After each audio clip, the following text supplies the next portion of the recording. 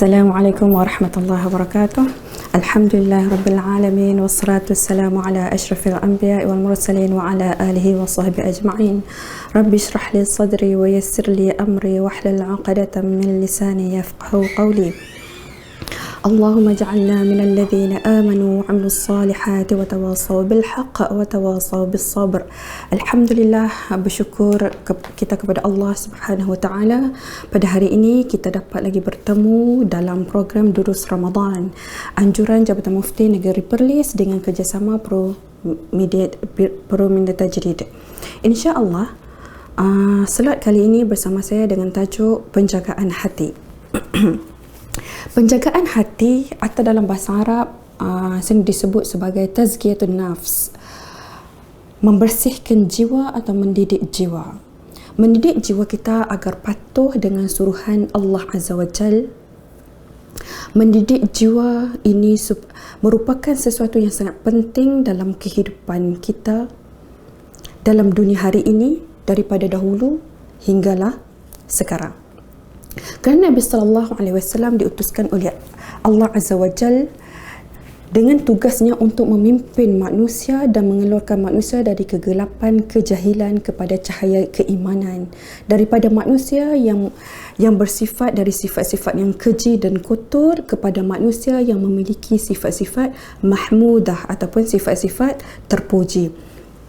Allah Subhanahu wa taala berfirman di dalam surah Al-Jumu'ah ayat kedua, A'udzu billahi minasyaitonir rajim. Bismillahirrahmanirrahim.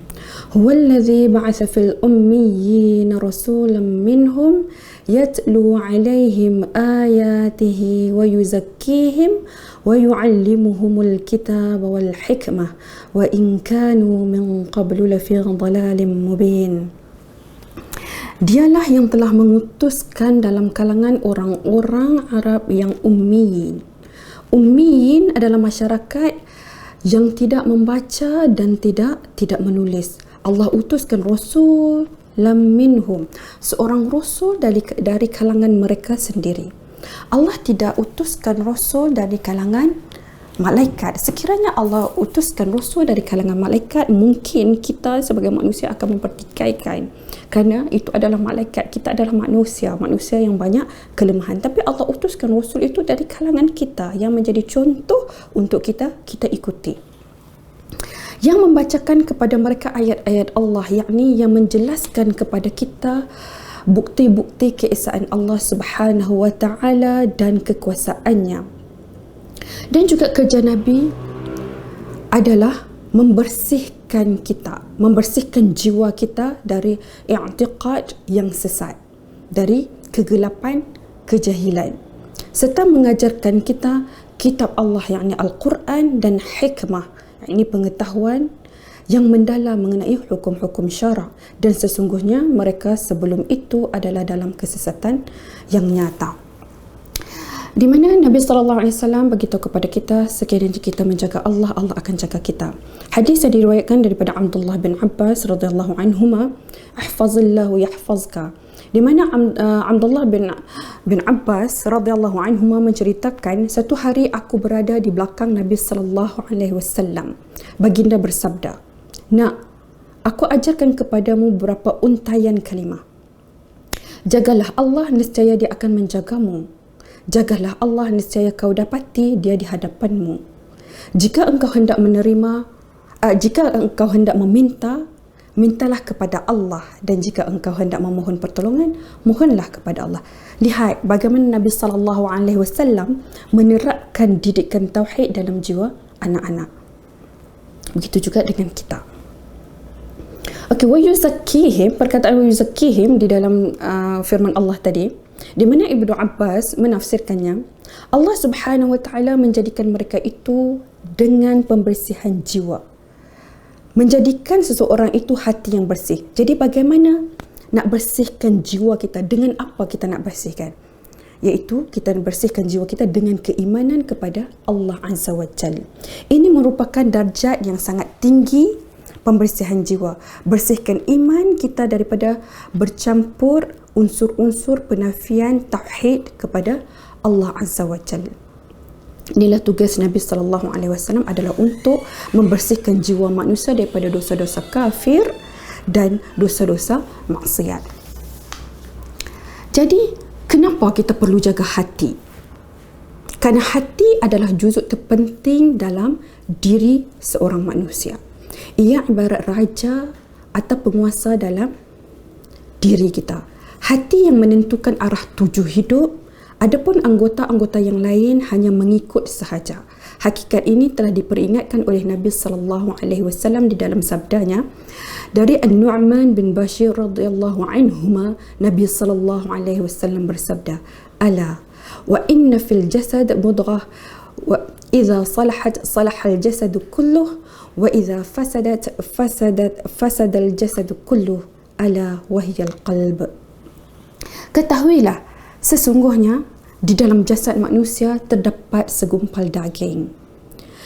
Jika baik segumpal daging itu, akan baiklah jasad keseluruhannya. Dan jika dia rosak, akan rosaklah jasad keseluruhannya.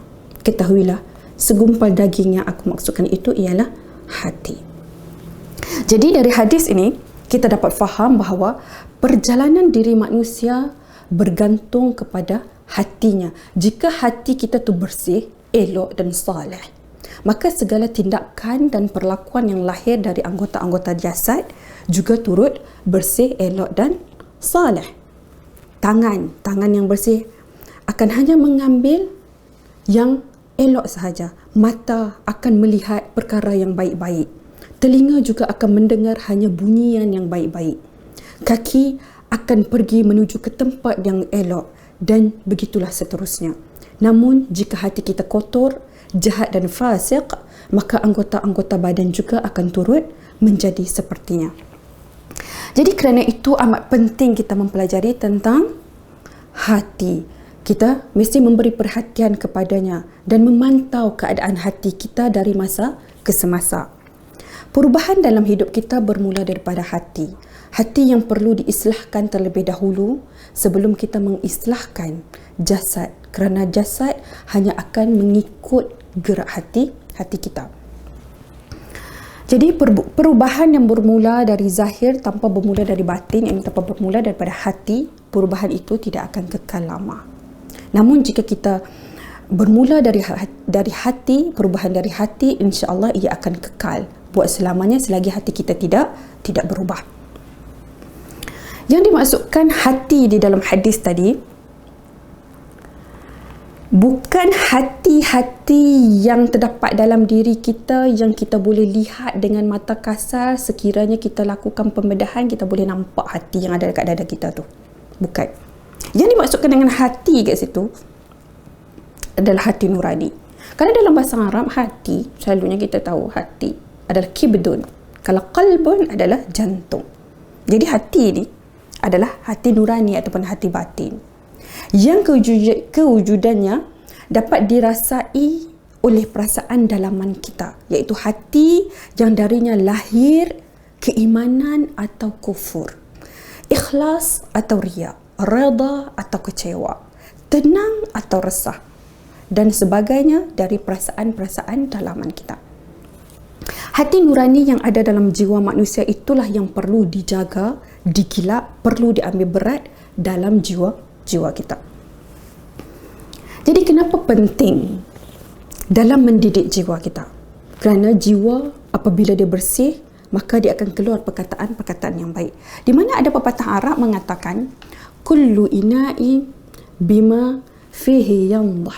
Maksudnya setiap bekas atau bejana akan menuangkan apa yang ada padanya. Jadi apabila hati kita baik, kita akan keluar kata-kata yang baik dan juga akhlak yang baik. Para ulama Islam membahagikan hati manusia kepada 3 jenis. Yang pertama, hati yang bersih dan selamat, iaitu qalbun salim. Iaitu hati orang mukmin yang taat kepada Allah dan Rasulnya. Yakni orang yang benar-benar mengasihi keduanya, mengutamakan Allah dan Rasulnya dari segala yang lain, dan cita-citanya tidak lain hanya untuk mencapai keredaan Allah Azza wa Jalla. Hati jenis ini bersih sepenuhnya dari kufur dan syirik, dan segala jenis penyakit hati. Maksudnya sifat-sifat mazmumah. Hati inilah yang dikehendaki oleh Allah Azza wa Jal, di mana di akhirat nanti dia tidak akan menerima melainkan hambanya yang menghadapnya dengan membawa hati yang bersih lagi suci. Di mana dalam firman Allah Subhanahu wa taala, "Yauma la yanfa'u malun wala banun illa man attallaha biqalbin salim." Hari kebangkitan itu ialah hari yang tidak akan memberi manfaat harta, benda dan anak pinak, melainkan orang yang datang menghadap Allah Azza wa Jal dengan hati yang bersih dan selamat. Kata Imam Hasan Al-Basri, "Ubatilah hati kamu kerana Allah hanya mengingini dari hamba-hambanya hati yang baik dan saleh." Jenis hati yang kedua adalah hati yang mati. Hati yang mati ini adalah hati orang kafir dan orang munafik. Hati ini mereka tidak kenal Allah, tidak beriman kepadanya dan tidak menyembahnya. Dan hati ini paling keji di sisi Allah Subhanahu wa taala. Di mana Allah Subhanahu wa taala berfirman, yang bermaksud sesungguhnya makhluk bergerak yang bernyawa yang paling buruk pada pandangan Allah Azza wa Jal ialah orang-orang kafir kerana mereka tidak beriman. Jenis hati yang ketiga adalah hati yang sakit. Hati yang sakit adalah hati orang yang beriman yang fasik. Hati ini bebas dari kufur tetapi masih berbelenggu dengan penyakit-penyakit hati. Dia ada sifat-sifat mazmumah, ada riya, ujub, sum'ah, cintakan dunia, lupa akhirat, sombong, takabur dan macam-macam lagi. Hati ini adalah hati yang dimiliki oleh kebanyakan kita. Mungkin ada sebahagian daripada kita. Di dalam hati mereka ada perasaan cinta kepada Allah dan Rasulnya. Namun pada masa yang sama, perasaan cintakan dunia dan hawa nafsu pun ada juga. Maksudnya seiring. Menyebabkan hati mereka terumbang ambing. Ada kalanya perasaan cintakan Allah dan Rasulnya lebih kuat. Ada kalanya kita utamakan dunia. Hati jenis ini walaupun lebih baik jika dibandingkan dengan hati orang kafir, yakni hati yang mati tadi tu, yang hati yang kedua tadi, namun ia tidak selamat kerana ia masih terbelenggu dengan penyakit hati. Jadi dari ketiga-tiga jenis hati tadi tu, sudah tentu hati yang ingin kita miliki adalah hati yang bersih lagi suci, kerana hati yang bersih itulah yang dikehendaki oleh Allah Azza wa Jal. Apa punca hati kita tu sakit? Hati menjadi sakit. Ini adalah sakit dalaman. Bukan sakit yang perlu kita kena pergi hospital. Hati manusia menjadi sakit puncanya adalah daripada dosa. Dosalah yang membuatkan hati kita jauh daripada Allah Azza wa Jal. Apabila hati kita jauh daripada Allah, mudahlah kita ditimpa dengan bermacam-macam penyakit. Di mana sabda Nabi sallallahu alaihi wasallam yang bermaksud, seorang hamba jika dia melakukan satu dosa, akan muncullah satu titik hitam di dalam hatinya. Jika dia meninggalkan dosa itu, kemudian dia beristighfar dan memohon ampun dari Allah Azza wa Jal, akan gilaplah kembali hatinya. Namun, jika dia kembali melakukan lagi dosa, maka akan bertambahlah titik hitam dalam hatinya sehingga akhirnya meliputi keseluruhannya. Allah Subhanahu wa taala berfirman dalam surah Al-Mutaffifin, "Kalla bal rana ala qulubihim ma kanu yaksibun." Sebenarnya ayat-ayat kami itu tidak ada cacatnya, bahkan hati mereka telah diselimuti kekotoran dosa dengan sebab perbuatan kufur dan maksiat yang telah mereka kerjakan. Jenis penyakit hati. Kita tengok pada jenis penyakit hati. Penyakit hati ada dua jenis. Yang pertama, penyakit syubhah, penyakit rasa ragu dan syak. Penyakit ini terkandung di dalamnya penyakit kejahilan, ragu-ragu antara hak dan batil, antara hidayah dan kesesatan, antara jalan yang lurus dan jalan yang bengkok. Di mana Allah Subhanahu wa taala menyentuh tentang penyakit syubhah ni dalam hati manusia. Dalam surah Al-Baqarah, Allah Subhanahu wa taala berfirman, fi qulubihim marada, dalam hati mereka orang-orang munafik terdapat penyakit, fazadahumullahu marada, maka Allah tambahkan lagi penyakit itu kepada mereka. Kemudian jenis penyakit hati yang kedua adalah penyakit syahwat, iaitu penyakit-penyakit yang lahir dalam hati kerana kecintaan kepada diri sendiri, dunia, harta, wanita, serta penyakit ria, ujub, sombong, takabur dan sebagainya, sehingga melupakan akhirat, hasad, dengki, mengadu domba, fitnah. Semua itu adalah penyakit hati. Jadi ubat untuk penyakit hati yang syubhat tadi tu, ubat dia ialah dengan adanya ilmu. Jadi kita kena menuntut ilmu, mencari ilmu kebenaran. Sementara bagi penyakit syahwah pula, ubatnya ialah ketaatan kepada Allah Azza wa Jal. Apabila seorang berilmu, akan hilanglah dari hatinya keraguan dan kejahilan terhadap Allah dan ajarannya. Dan apabila dalam hidupnya ia mengutamakan ketaatan kepada Allah Azza wa Jal, akan hilanglah pula penyakit syahwah dari hatinya. Jadi kedua-dua jenis penyakit hati ini, penawar dan penyembuhnya ialah Al-Quran. Al-Quran menjelaskan kepada kita mana yang hak dan mana yang batil, mana jalan hidayah dan mana jalan kesesatan. Maka dengan itu akan hilanglah penyakit syubhah.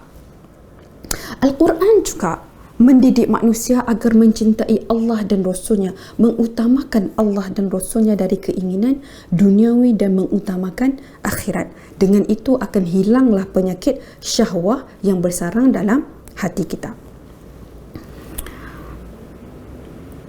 Jadi kita kena sering membaca Al-Quran. Kita membaca Al-Quran tidak semestinya kita baca dalam bulan Ramadan sahaja. Selain daripada bulan Ramadan, kita membiasakan juga membaca Al-Quran, kerana Al-Quran peranan dia adalah untuk merawat dan menyembuhkan penyakit hati.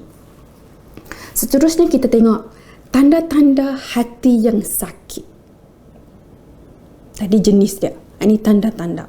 Di antara tanda-tanda hati yang sakit itu, yang pertama, hati yang sakit dia tidak membisikkan kepada tuannya untuk mencapai tujuan hidup, iaitu untuk mengenal Allah, untuk mencintai Allah, untuk merindui, untuk bertemu dengannya. Seorang hamba yang memiliki hati yang sakit ni, dia lebih mengutamakan kepentingan diri dan syahwahnya dari mentaati Allah dan Rasulnya. Yang kedua, hati yang sakit ini ialah mereka tidak kisah dengan melakukan dosa dan maksiat. Apabila dia melakukan maksiat atau melakukan dosa, sikit pun tidak ada rasa resah, gelisah kerana melanggar perintah Allah Subhanahu Wa Taala. Dia berbeza dengan orang yang memiliki hati yang bersih. Bagi orang yang memiliki hati yang bersih, mereka akan merasa gelisah, merasa resah sekiranya mereka melakukan kesilapan ataupun kesengajaan melakukan dosa. Lalu mereka kembali kepada Allah dengan bertaubat kepada Allah Azza wa Jalla. Yang ketiga, hati yang sakit ini, mereka tidak kisah dengan kejahilan dirinya. Dia tidak berasa resah dan gelisah sekalipun menyedari diri jahil tentang kebenaran. Akibatnya, dia tidak berusaha mencari ilmu. Jadi berbeza dengan orang yang hati bersih. Orang yang hati bersih ni dia tak senang duduk. Apabila menyedari dirinya jahil, dia akan berusaha menuntut ilmu bagi membuang kejahilannya. Yang keempat, antara hati yang sakit, iaitu berpaling dari makanan-makanan yang memanfaatkan hatinya. Sebaliknya, dia cenderung kepada racun-racun yang merosakkan hatinya. Makanan-makanan hati ialah ilmu dan ibadah, termasuklah salat, zikrullah, baca Al-Quran dan sebagainya. Ataupun racun hati itu adalah dosa dan maksiat. Bagi orang yang memiliki hati yang sakit ni, mereka lebih suka mendengar hiburan yang melalaikan daripada mendengar kalam Allah ataupun nasihat-nasihat ataupun daripada majlis-majlis ilmu.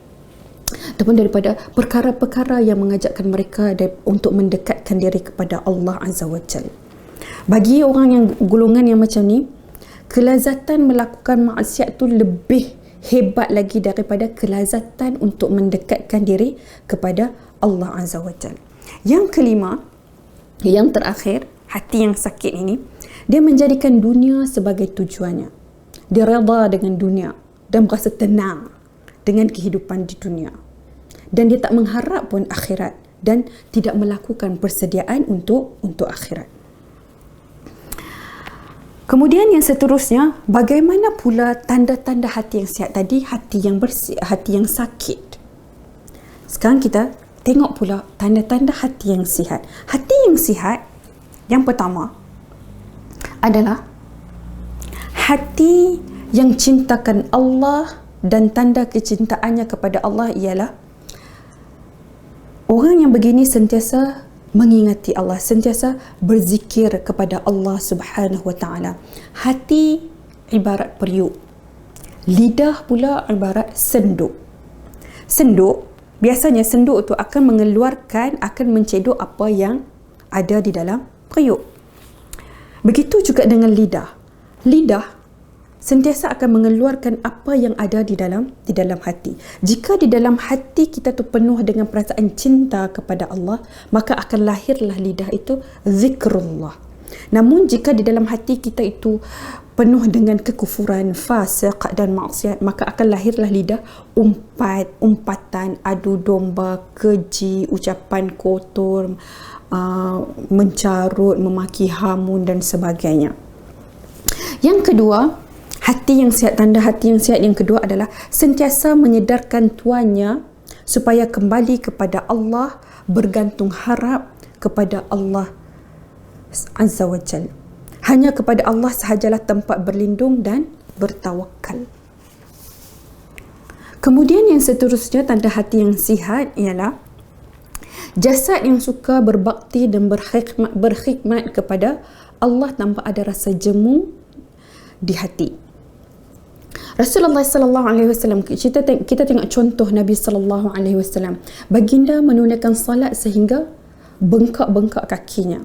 Apabila dipersoalkan kenapa baginda bersusah diri untuk beribadat sehingga sedemikian rupa, lalu baginda sallallahu alaihi wasallam jawab, aku ingin menjadi hambanya yang bersyukur. Di mana Yahya bin Mu'az pernah berkata, sesiapa merasa seronok berkhidmat kepada Allah, nescaya segala bentuk seronok akan berkhidmat kepadanya. Sesiapa yang senang matanya melihat perkara yang diredai Allah Azza wa Jal, nescaya semua orang akan senang melihat kepadanya.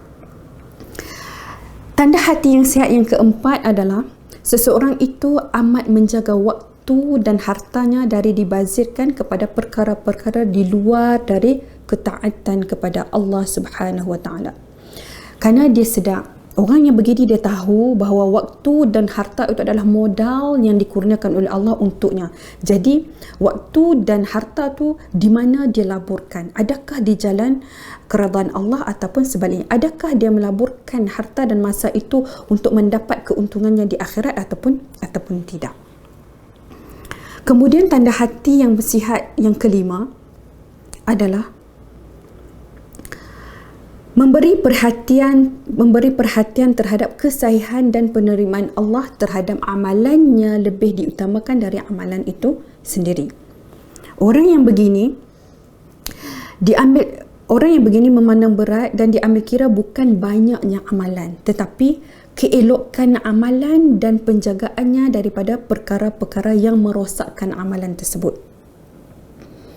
Di mana Allah Subhanahu wa taala berfirman dalam Al-Quran, dalam surah Al-Kahfi pun ada, dalam surah Al-Mulk pun ada, di antaranya dalam surah Al-Mulk Allah Subhanahu wa taala berfirman, "Allazi khalaqal mauta wal hayata liyabluwakum ayyukum ahsanu amala." Yang dia telah menciptakan adanya kematian dan kehidupan untuk menguji kamu siapa di antara kamu yang lebih baik amalannya. Tengok, orang yang bersih hatinya sentiasa menjaga keikhlasan dan mengikut kepada sunnah Jadi bagaimana kita nak menjaga ahsanu amala, amalan yang terbaik tadi? Yang pertama misalnya kena ikhlas. Yang kedua adalah ikut apa yang dibawa oleh Nabi sallallahu alaihi wasallam. Kerana orang yang begini dia kata tak, amalan yang tidak mengikut petunjuk Nabi sallallahu alaihi wasallam adalah amalan yang dilakukannya itu tidak diterima oleh Allah Azza wa Jalla. Kemudian tanda hati yang sihat yang keenam adalah keinginannya hanya satu, iaitu untuk mentaati Allah Subhanahu wa taala, untuk mencari redha Allah Subhanahu wa taala, untuk merasa kelazatan keimanan kepada Allah Azza wa Jalla. Kemudian yang seterusnya, tanda hati yang sihat yang seterusnya adalah kalam Allah adalah ucapan yang paling disukainya. Ibnu Mas'ud radhiyallahu an berkata, sesiapa yang ingin mengetahui apakah dia kasih kepada Allah Azza wa Jal ataupun tidak, hadapkan dirinya kepada Al-Quran. Jika ia kasih kepada Al-Quran, itu maknanya dia kasih kepada Allah Azza wa Jal, kerana Al-Quran itu adalah kalam Allah. Kenapa kita kena tahu tanda-tanda hati yang sakit dan hati yang sihat ni? Tujuannya supaya kita dapat memastikan di mana kedudukan hati kita. Kita tepuk dada, kita tanya hati kita, adakah hati kita termasuk dalam tanda-tanda yang sakit, ataupun hati kita ni termasuk dalam tanda-tanda yang sihat, bersih lagi suci. Jadi bagaimana kita nak jaga hati kita daripada sakit? Yang pertama, mestilah banyak membaca Al-Quran. Kata Ibnu Qayyim rahimahullah, Al-Quran adalah penawar bagi penyakit-penyakit yang ada di dalam dada manusia, yang terdiri daripada penyakit kejahilan dan juga penyakit kesesatan. Penyakit kejahilan ubatnya ialah ilmu dan hidayah. Sementara penyakit kesesatan pula ubatnya ialah petunjuk daripada Allah Azza wa Jal. Kedua-dua penyakit ini telah dibersihkan oleh Allah dari hati Nabi sallallahu alaihi wasallam yang Allah rekod di dalam Al-Quran dalam surah An-Najm. Demi bintang ketika terbenam, kawanmu Muhammad tidak sesat dan tidak pula menyimpang. Kemudian untuk menjaga hati kita daripada sakit, yang kedua adalah istighfar. Kita kena perbanyak istighfar kepada Allah Subhanahu wa taala, kerana kita manusia tidak boleh lari daripada melakukan salah dan silap, terutama di bulan Ramadan ni. Ramadan adalah bulan maghfirah. Kita kena perbanyakkan istighfar kepada Allah Subhanahu wa taala. Kita baca sayyidul istighfar ataupun Allahumma ighfirli atau astaghfirullahal azim, dan doa yang Nabi ajar kepada Sayyidatina Aisyah yang sering yang dibaca, itu Allahumma innaka afuun tuhibbul afwa fa'fu anni. Kita baca. Kemudian yang ketiga, cara untuk menjaga hati kita daripada sakit adalah banyak berdoa. Banyak berdoa. Di dalam sujud yang terakhir, banyak kita berdoa kepada Allah Subhanahu wa taala. Di antara doa yang Nabi ajar kepada kita, dan Nabi sering membaca doa tersebut, iaitu ya muqallibal qulub tsabbit qalbi ala dinik. Wahai zat yang maha membolak-balikkan hati, teguhkanlah hatiku di atas agamamu. Di mana Ummu Salamah pernah bertanya kepada Rasulullah sallallahu alaihi wasallam, kenapa doa tersebut sering baginda baca? Lalu Nabi pun menjawab, wahai Ummu Salamah, yang namanya hati manusia selalu berada di antara jari-jari Allah. Siapa sahaja yang Allah kehendaki, maka Allah akan berikan keteguhan dalam iman. Namun siapa sahaja yang dikehendaki, Allah pun boleh menyesatkannya. Jadi kita kena sering baca doa ni, ya muqallibal qulub tsabbit qalbi ala dinik. Dan di akhir saya suka kata-kata Imam Abdullah bin Al-Mubarak, di mana Imam Abdullah bin Mubarak berkata, ra'aitu dzunub tumitul qulub, aku lihat dosa-dosa itu mematikan hati, wa qad yurithu dhulla idmanuha, berterusan melakukannya mengakibatkan kehinaan, wa taraka dzunub hayatul qulub, meninggalkan dosa pula menghidupkan hati, wa khairun li nafsika asyanuha, mengingkarinya membawa kebaikan kepada diri kita sendiri. Jadi marilah sama-sama kita menjaga hati kita, sentiasa mendekatkan diri kita kepada Allah Subhanahu wa taala, supaya pengakhiran hidup kita di dunia ini kita apabila kita bertemu dengan Allah, kita membawa hati yang suci, lagi bersih. Setakat itu saja perkongsian saya pada hari ini. InsyaAllah kita bertemu lagi. Assalamualaikum warahmatullahi wabarakatuh.